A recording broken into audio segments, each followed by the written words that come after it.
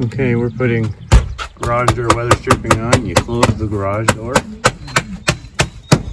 and you flex this piece up against the door. You do the top first and then we'll put the sides on. That way when the door comes down, it folds the weather stripping down on top of the other one.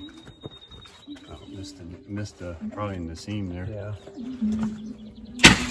Weather stripping a garage door. You close the door, run the top piece across just like that,